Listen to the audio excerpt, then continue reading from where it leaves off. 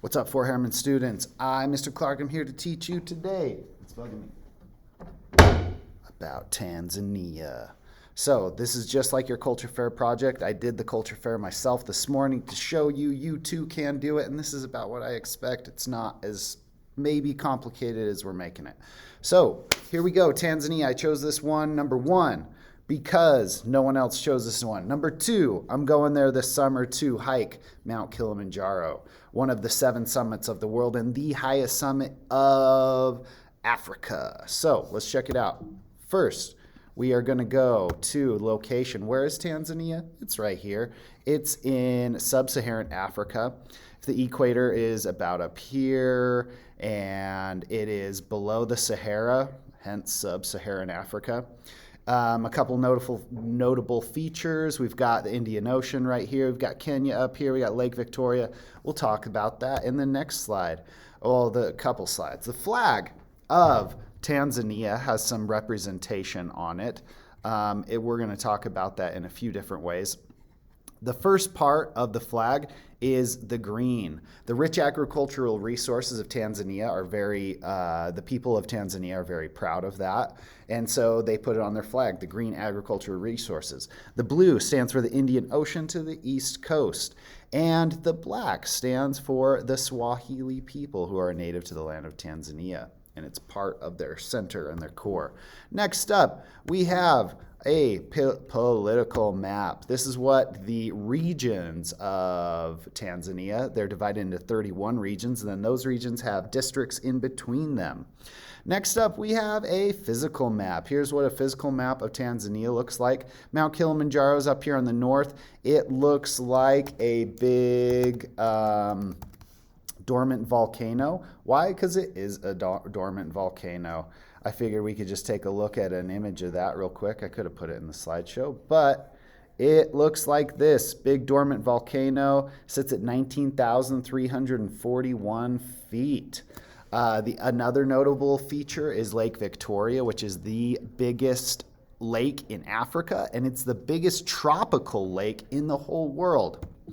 Next up, we have we're taking a look at the climate. So Tanzania, because it's near the equator, it's in between the Tropic of Capricorn, Tropic of Cancer, it is a tropical climate, just like we talked about. It's very close to the equator, so you can see the temperature here doesn't vary greatly amongst the seasons, but the rain varies very greatly. April and May, they get 250 or 25 centimeters of rain per April, so that's a lot of rain. And then it rains less in August, September. Like it said, because it's tropical climate, doesn't vary greatly. They have 12-hour daylight year-round. Next up, natural vegetation. I thought these things were crazy. They're called giant ground cells. I look forward to looking at those. Wildlife is awesome in Tanzania. They got cheetahs and wildebeest and lions and all that other crazy stuff you think about when you think of Lion King. And next up, the economic system. Economic system is capitalist. They had a command economy where the government was like trying to say, hey, we need this stuff and we need this stuff, we need this stuff. And now they switch it towards a more market economy where like the market says, hey, we want to buy this stuff, and then farmers try to produce that. It's mostly an agriculture powerhouse, but they have some industrial goods. Next up, main export is gold. That's why that shiny yellow rock is on the screen. Number 2 is coffee. Number 3 is cashew nuts. Religion. In Tanzania, 60% of the people are Christian, 35% Muslim, and then the biggest next religion is folk religions, where they believe in some sort of animism, have big stories, kind of like we would think of with Native American religions. Next, culture. They have a lot. Most of the holidays are the same as like Christian and Muslim holidays like Ramadan and Christmas, New Year's. But another holiday, which is called Nene, celebrates the farmers of Tanzania. Nene in Swahili is 8/8, and they celebrate it on the 8th of August. Population of Tanzania is indicative of a developing country, right? They're growing. You've got big population base down here. Meaning they're growing, we'll talk more about that in the next slide. The government elects its president every 5 years, and the assembly every 5 years. They're direct. They vote for the person that then represents them. Level of development, life expectancy is 65. Literacy rate is 78%, which is pretty high for a less developed country, and GDP is $63 billion. As their GDP and their literacy rate goes up, so does their life expectancy, as we generally know of developing nations. So next up, the current event that I found, which is really common and indicative of a developing country, is a current event that discusses how women and children are fighting back against abuse with the help of a helpline that the government of Tanzania is producing.